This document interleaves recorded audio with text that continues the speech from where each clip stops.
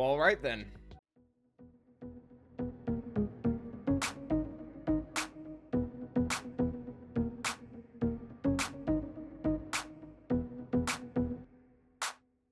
All right, guys, we have a lot to get into. Welcome back to the class.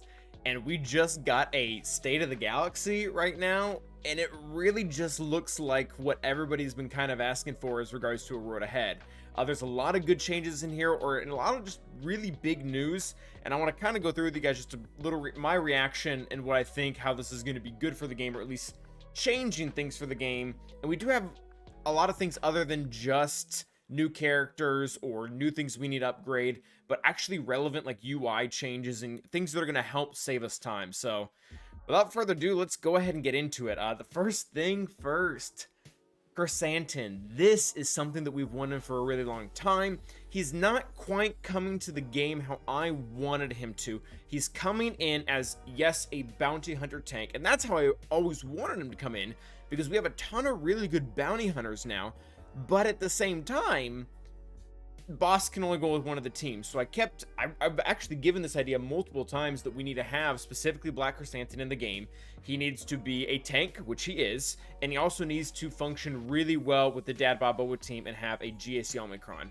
And we're not gonna actually do a kit review of him right now. We might do that in another video, but he almost hits the mark on every single account. He is a tank. He is a bounty hunter. He does have a GAC Omicron. He looks very, very good in that. But from everything in his kit that I could tell, he is going to be specifically made for the Hutt Cartel faction, which is going to be something that is going to come with him into the game. And the reason why he's getting that faction, I'm going to try not to jump around here too much, but I guess we're going to a little, is because Jabba the Hutt, Galactic Legend Jabba the Hutt, is coming to our game. That is huge. This is, number one, we have not had a Galactic Legend in a long time. I think this is our largest dry spell with a Galactic Legend ever, unless you count, the time before it. So he's going to be coming to the game, and he's not going to be a part of a duo, which this is interesting because I felt like him and Leia, I know they're not, quite the counterparts that, say, Obi-Wan and Anakin are, but at the same time, like, they kind of have a rivalry going out. I mean, we all have seen episode 6. We know what happens there. We know how Jabba dies.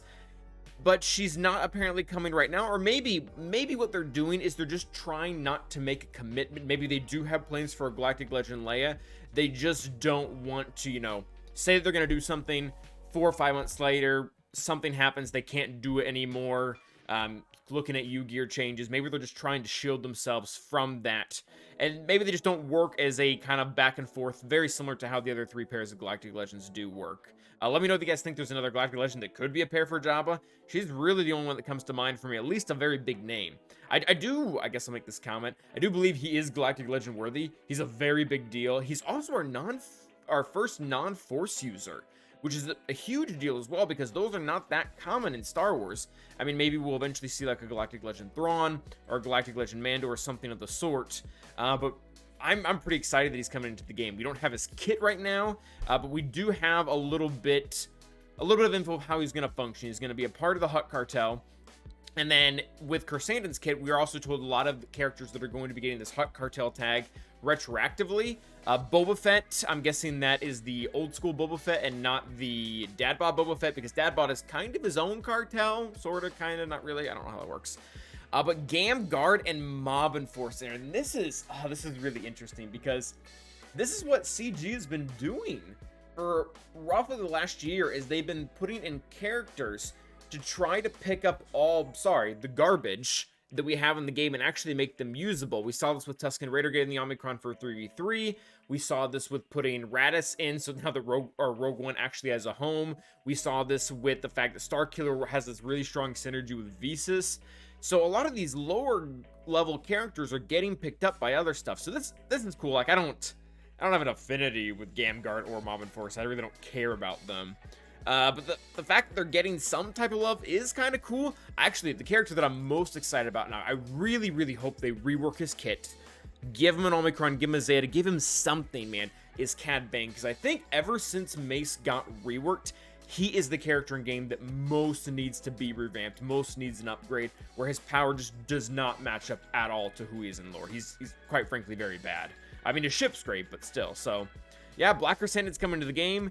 He's going to be a bounty hunter tank that's primarily going to work with Jabba. Jabba is coming to the game. Oh, I am really, really excited for that. They do mention in here that he's going to work with a Hut cartel tag, but with that, he's going to primarily work with bounty hunters and actually have a specific contract to go with them. He's also going to work a lot with smugglers, so maybe we'll see a little bit of crossover with Dash. I don't know exactly how it's going to work. I guess with the way GAC is currently going is we're going to condense our teams more than spread them out. So maybe you do just sacrifice part of your bounty hunter team and part of your Dash team to be able to go into this to make a full team. I'm all for that. And then we even have his first set of requirements, and they're not too bad.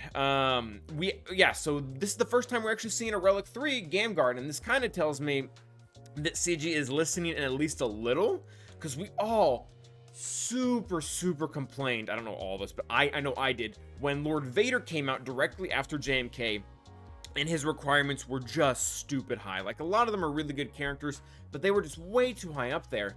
Gamguard is coming at Relic 3, and granted, you know, he kind of sucks, but then so does Tusken, and Tusken had to be R5.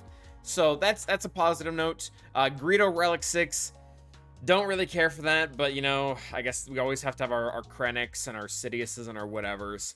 Han Solo Relic 8, that one's kind of cool. Don't have a Relic 8 Han Solo, he's for R6 for JML, but at the same time, like, that's a character that can take R8 and that will use R8, so that's okay.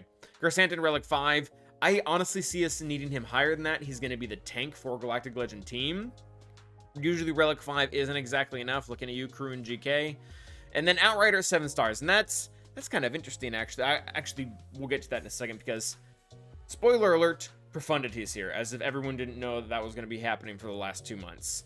So yeah, working our way down here, they say Jabba is actually going to have an interesting place in territory battles, and this is me speculating, this already makes me think that he's not going to be top dog PvP. Like, why would they, unless we're going to be getting a new territory battle later, will here also be usable, which, I guess that, I don't know if that's, you know, complementary or conflicting, but they're going to make a specific mission in both Hoth and Geonosia territory battle where he fits in, and he existed at those times, but at the same time, like, he didn't have any interaction. I guess they're just trying to bring more value to him, because I'm guessing he's not going to counter every single other Galactic Legend, which, yeah, we'll see how this goes over once we actually, again, we can't really make any judgments until we get his kit, but I'm already suspecting he's not going to be the next GL in progression. And what I mean by that is JMK was significantly better than CN Jedi Master Luke. I don't think GL Jabba is going to be significantly better than JMK. I think he's going to be maybe the same level, maybe even a little worse, just because he doesn't have, you know, the conquest buddy that CG made such a big deal about. That being said, that's Jabba. Cool. Profundity is coming to the game. We finally have this confirmed. And like we thought, he is going to have an Executor-like event. And let me tell you, it's kind of all over the place. There are a few things that, like, we expected to happen. Like, we expected for us to need Jyn Erso at high relics. Like, that was kind of a no-brainer. I kind of thought she would be the R8, but instead it's going to be Cassian, and our very first ever Relic 9 requirement is Admiral Raddus. That is big news. So yeah, a lot of R5s, R7s, R8. This seems very much in accordance with Executor. I mean, you know, some of the Relic levels are a little bit higher, specifically Raddus.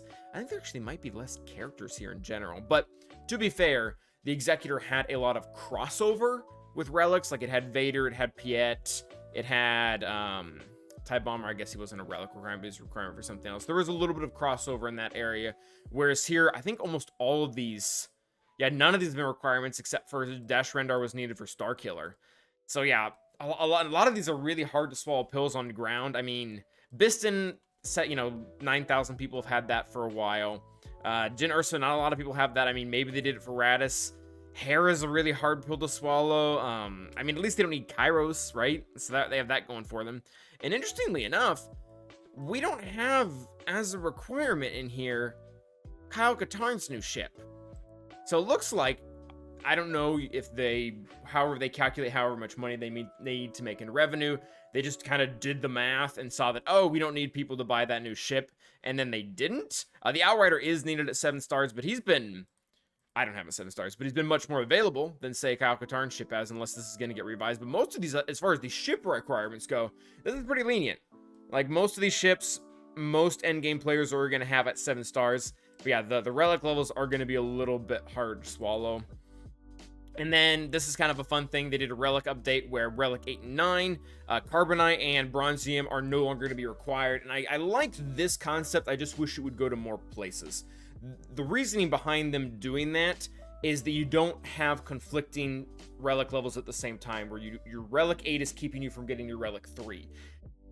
Kind of wish that would be on a larger scale. Let's say, like, you know, a lot of the resources that are going into gear 12 are also needed for relic 9. Relic 9 isn't just a droid brain crunch for people to, you know, perform well in TW, but it's also taking away from your furnaces that you need for a lot of characters to get to gear 12. So like this concept, would like to see it on a larger scale, but I'm not gonna hold my breath on that, specifically just because carbonite and bronzium wiring, I really don't think CG ever intended those two to be bottlenecks. That their bottlenecks, I think, were always going to be the higher level stuff that does overlap with Gear 12. So there's that. We do have our UI update, which is going to be for mods. If you have hot utils, you probably just skip this and don't care. If you don't have hot utils, this is a big deal, because it looks like, I haven't gone through it in its entirety, but it very much looks like it's going to give you that amount of flexibility, but actually in game. You're going to be able to search for things that are more specific. Right now, you can only search for things that have a specific stat. After this, you're actually going to be able to search for things that don't have that specific stat, or you're going to have different types of criteria that you're going to be able to look them up in. This is really something that was kind of long overdue. This probably should have been done years ago when they implemented mods 2.0, I guess you can call it. But there's just a lot of ways you can sort things by, and not only you can sort by them, but they're now going to let us do things in batches. So we're going to be able to click all of these mods, or, you know, all of the mods that you have that you're currently working on, and you're going to be able to upgrade them all in one fell swoop. You'll also be able to sell them. They also even have a mod here to let you know how many mods you have. So this is a really great change. For those of us who are used to hot utils, it's probably not that big of a deal, but at the same time, it's a nice change for everyone who doesn't, which I guess is also good. So overall, cool. I would have liked, not to complain, but I would have liked a little bit more content in this, and not to say that the characters aren't content. I do believe the characters are content, but like guilds are really hurting for some more PvE events that we could do together, whether it be a raid, whether it be a TB, whether it be something completely new like Conquest, maybe not exactly Conquest. I really want some way that I can perform and excel with my guild, but the rest of this is an A+, like, you know, giving us characters that we legitimately want. Jabba's a character that I've wanted for so long. Giving us Black Krrsantan, super cool character. Look at that art, man. He looks really good. Them filling places like they need to. Profundity was kind of expected, so I'm not gonna, whatever. But then the Relic update and then the mods update as well. Both of those are very cool and honestly long overdue. Or really, they should have been there since day one. But it's a positive. Better late than never. I'll definitely take it now rather than never. So let me know what you guys think in the comments. Let me know what you guys think about the kits that are being coming into the game and how they're going to affect things. And yeah, remember to like and subscribe. And as always, stay awesome.